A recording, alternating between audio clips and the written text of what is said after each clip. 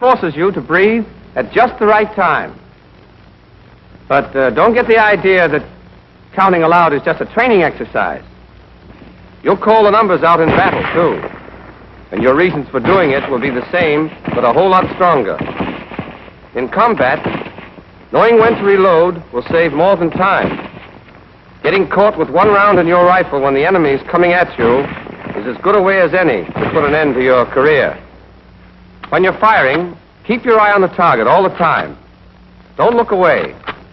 If you squeeze your trigger properly, the recoil will jerk your head up a little, but it'll fall back with the rifle. And when you have to look away to reload, be sure you get back on the right target. On the range, the prettiest dead center 5 on the wrong target goes down on your score as a 0. And remember, the habits you're forming now are the ones you'll take with you into battle, where your target is hard to see and is easily lost. In dry runs, the command bolt is not given. The coach listens for the click of the hammer and strikes the operating rod handle back the second he hears it. When you simulate, or pretend, to load that second clip, don't hurry it. If you do, you'll only cheat yourself out of some valuable training. Don't do it as Private Auster's doing it now. That kind of exercise is worse than none because it creates bad habits. Go through your simulated reloading exactly as if you were handling a clip. A fumble in reloading, when you're firing for record, would knock your score into a cocked hat. That's your first exercise in simulated fire, and you'll practice it in the prone, sitting, and the kneeling positions.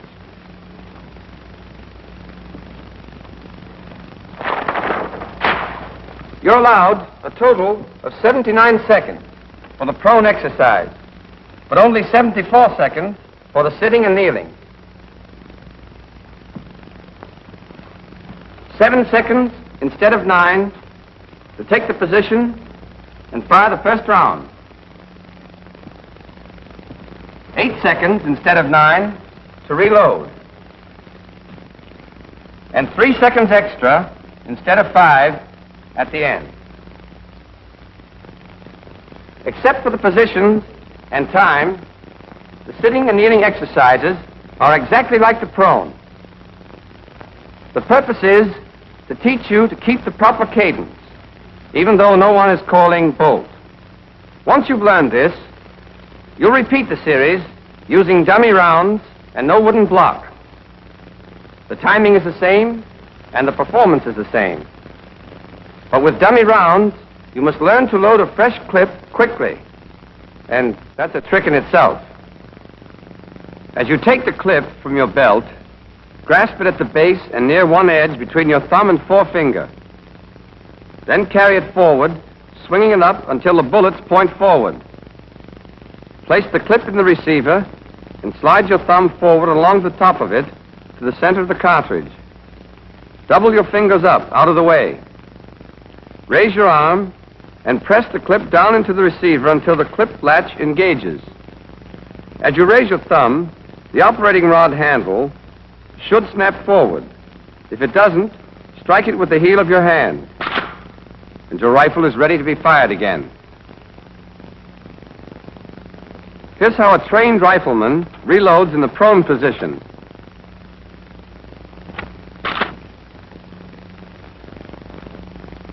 In the sitting position,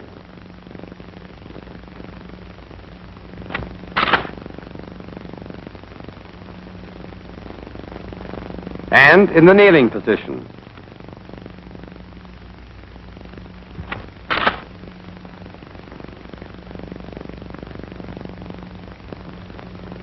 When you first do these exercises, you'll feel that 79 and 74 seconds are going to rush you.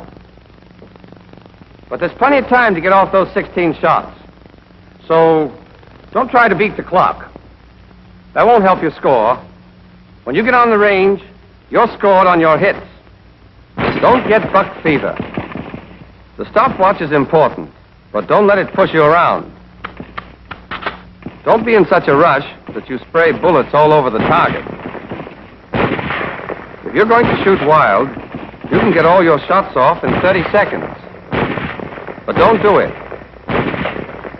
When a recruit does, and then turns and finds an old-timer beside him, just loading his second clip, well, he feels like a fool. Take it easy. There's no time to pick daisies, but there's plenty of time to fire 16 shots and get 16 bullseyes. And remember, even 12 bulls are better than 16 threes. So don't get excited. Slow and careful. That's the rule that brings in the high scores on the range. And it's the rule that mows them down in battle. Up to now, we've been discussing the pupil and what he does. Now let's look at the coach. In rapid-fire exercises, he's got plenty to do, and not much time to do it in. In addition to his other duties you already know about, he makes sure the pupil takes his position quickly and without waste movement. That he takes up the trigger slack with one decisive action and squeezes the trigger correctly. 1, 2, 3, 4. That he breathes after each shot.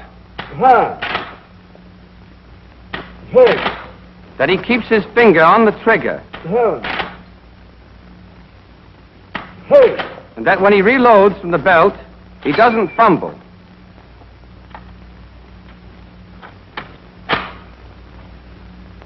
The moment the hammer falls, the coach throws the operating rod handle back sharply and gets his hand out of the way. 10, In rapid fire, the coach is the key man.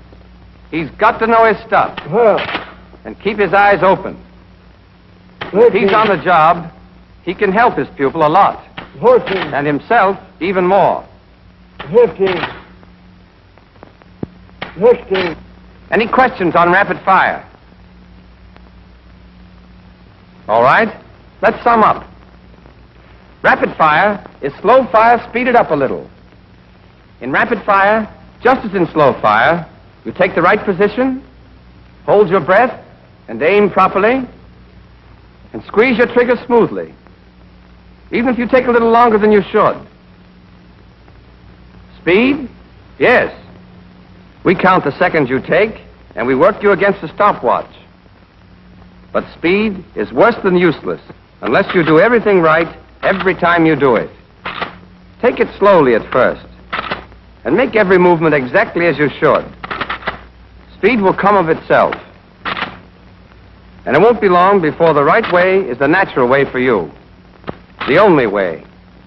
Then, when you find yourself in a tight spot in battle, you won't lose your head and blaze away wild. That's the quick way to the cemetery. And for my money, a good soldier is a live soldier.